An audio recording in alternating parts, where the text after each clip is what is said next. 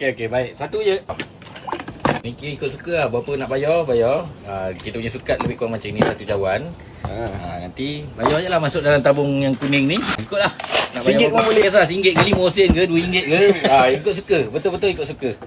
Dia cerita dia kawan pergi bazar lah dulu kan. Dia dapat rasa air temikat air sirap kan. Aduh, cakap. Itu yang tak boleh lah. So, itulah idea dia datang. Cakap, cuba kita buat sedekah macam ni. Dia berjual sambil sedekah sebenarnya. Tengok macam mana kalau tu. Alhamdulillah dah jalan tahun yang ketiga ni. Abang masuk je dekat tabung ni nanti. Dia kalau dah bayar ikut suka, buka ikut suka lah. Ini banyak pada kita orang nak bersedekah, beramal sambil berjual. So kalau you all datang, rezeki ada masa tu, Alhamdulillah adalah kan. Benda nak cakap selalu pun tak boleh pasal saya ada kerja lain lagi. Saya dekat Kampung Melayu Majidi, nombor 4 Jalan Ingatan. Kalau ikutkan betul-betul sebelah dengan Paragon Marketplace je, kalau dekat Jalan Tampoi. Terima kasih. Okay. Assalamualaikum.